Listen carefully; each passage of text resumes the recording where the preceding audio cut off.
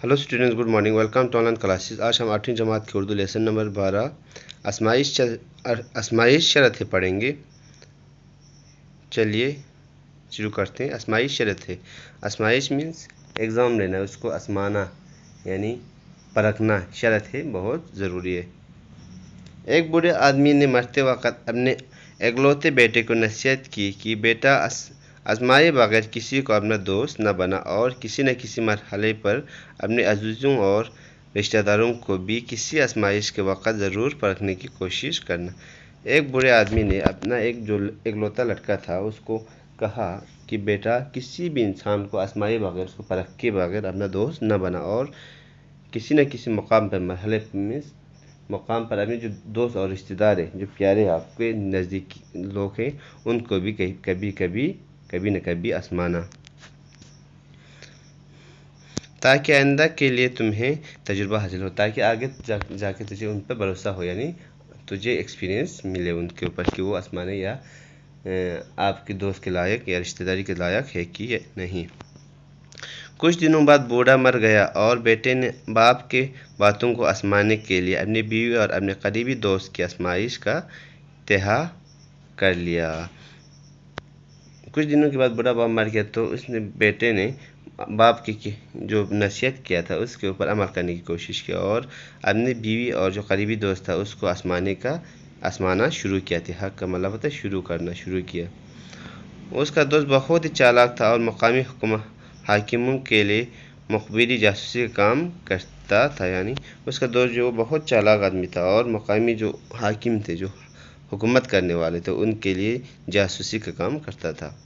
वो इस नौजवान के घर में आया जाया करता था और इसकी बीवी को बाबी कहकर पुकारता था। वो अपने दोस्त जो जवान था उसके पास आया जाया करते थे और उसकी बीवी को बाबी कहकर बुलाते थे। एक रोज़ नौजवान किसी काम से शहर चला गया और वापसी पर कसाई की दुकान से सिर्फ पाए खरीद कर लाया। एक दिन क्या किया, नौजवान जो है वो शहर किसी काम से शहर चला गया और आते समय कसाई में जो मीट चौक होता है वहाँ से बकरी का भेड़ का जो सर होता है वो लेके आया। उसने सोचा कि अपने मरहूम बाप की नसीहतों को परखने के लिए ये एक अच्छा तरीक़ा है। उसने ये सोचा कि अपने बाप जो मरहूम जो कि मर चुके हैं उसकी नसीहतों को परखने का, एग्ज़ामिन करने का, इसको उनको अप्लाई करने का बहुत ही बड़ा अच्छा तरीक़ा है।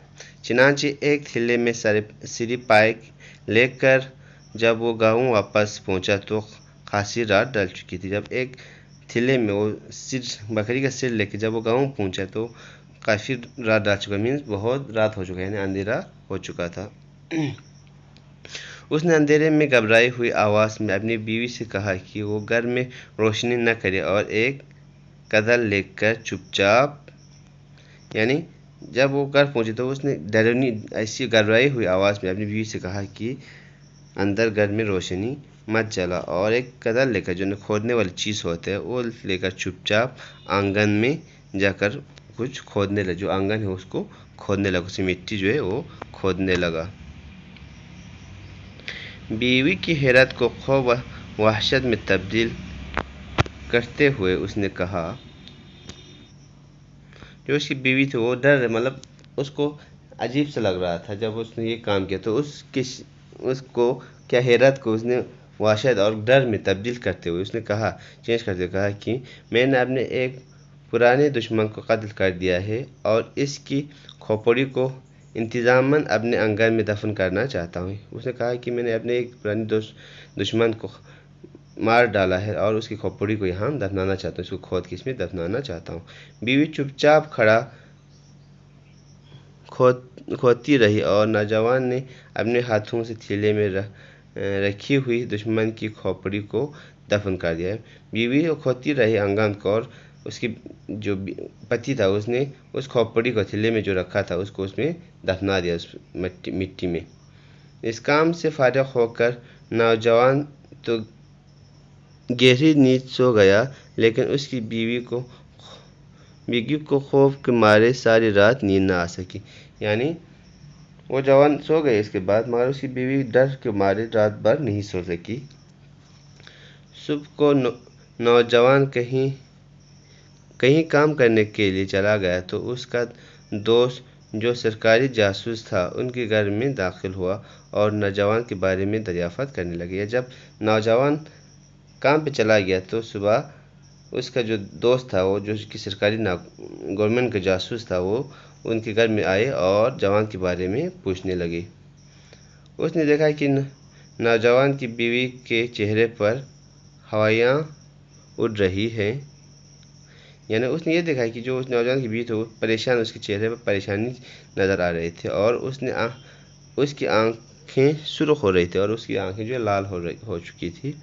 پہلے تو وہ سمجھا کہ میاں بیوی میں کچھ ناچاقی ہو گئی ہو، یعنی کچھ لڑائی ہو چکی ہو میاں بیوی میں، دونوں پتی پتنی میں، لیکن یہ بات اسے خلاف معمول محسوس ہوا۔ مطلب اس نے یہ سوچا کہ اس میں کوئی حرج نہیں، یعنی خلاف معمول میں جو معمولی ہوتے رہتے ہیں ایسی باتیں، لڑائی جھگڑے۔ اور اس نے پوچھ ہی لیا کہ بھابھی سچ سچ بتائیں کہ کیا بات ہے، یعنی اس نے یہ سوچا کہ آپ یہ بتاؤ کہ سچ سچ آپ کے ساتھ کیا ہوا، یعنی کیا بات ہے، کیوں آپ کی آنکھیں جو وہ لال ہو چکی اور جس چہرہ جو وہ اداس ہے۔ یہ سننا تھا کہ نوجوان کی بیوی پھوٹ پھوٹ کر رونے لگی اور اس نے التجائیں کرنے لگی کہ بھیا تم ہی اپنے دوست کو بچا سکتے تھے۔ اس کی بیوی پھٹ پھٹ پر رونے لگی جب اس نے سوال پوچھا، تو وہ بولا بھیا آپ سے یہ التجا کی کہ تم میرے جو پتی ہے اس کو اپنے دوست کو سمجھا سکتے ہو۔ اس نے کہیں جا کر اپنے کسی پرانے دشمن کو قتل کر دیا ہے اور اس کا سر کاٹ لایا ہے، جو رات کے اندھیرے میں ہم دونوں نے گاڑا کھود کر آنگن میں چھپا دی۔ وہ جا کے کسی دشمن کو قتل کر کے آیا، مار کے آیا اور اس کا سر لے کے یہاں آیا، جو کہ ہم نے رات کو گڈھا کھود کر جو آنگن ہے وہاں پہ دفنا دیا ہے۔ سرکاری مخبر نے خاتون کو دلاسا دیا کہ گھبرانے کی کوئی بات نہیں اور الٹے پاؤں اپنے دوست کی تلاش میں نکلا۔ تو اس نے اپنی جو بھابھی کہتے تھے، اس کی دوست کا جو بیوی تھا، اس کو کہا کہ گھبرانے کی ضرورت نہیں ہے، اور وہاں سے الٹے پاؤں میں دوڑ کر اپنے دوست کو تلاش کرنے نکلا۔ اتفاق سے کچھ دن پہلے شہر میں قتل کی ایک ایسی واردات ہوئی تھی، مطلب اتفاقاً ایسی ہی واردات، یعنی کسی نے کسی دوست کو مارا تھا اور اس کا سر لے کے گیا تھا، ایسی ہی واردات شہر میں ہوا تھا اتفاق سے کچھ دنوں پہلے، جہاں کوئی قاتل مقتول کا سر کاٹ کر لے گیا تھا۔ یعنی اس میں کیا ہوا تھا کہ جو قاتل نے، مقتول میں جس کا قتل ہوا تھا، جس کو قتل کرنے والے کو کہتے ہیں قاتل، اور جس کا قتل ہوا تھا اس کو کیا کہا جاتا ہے، مقتول، یعنی اس کا سر کاٹ کر لے گیا تھا۔ مقتول کے وارث کھاتے پیتے لوگ تھے۔ مقتول جس کا قتل ہوا تھا اس کے جو وارث تھے، جو لوگ تھے، ان کے بیٹے باز، وہ کیا تھے، کھاتے پیتے لوگ تھے، بہت بڑا خاندانی لوگ تھے۔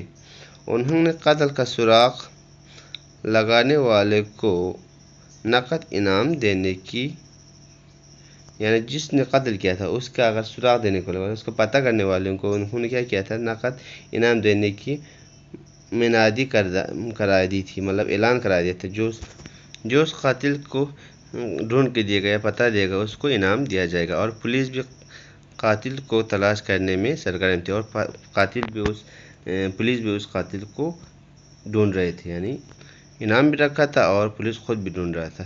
تو آج ہم یہاں تک ہی پڑھیں گے، باقی جو حصہ ہے وہ ہم کل پڑھیں گے، اور آپ لوگ اس میں جتنے بھی الفاظ معنی آئے ان کو اپنے نوٹ بک پر لکھ کے لرن کیجیے گا۔ Thank you.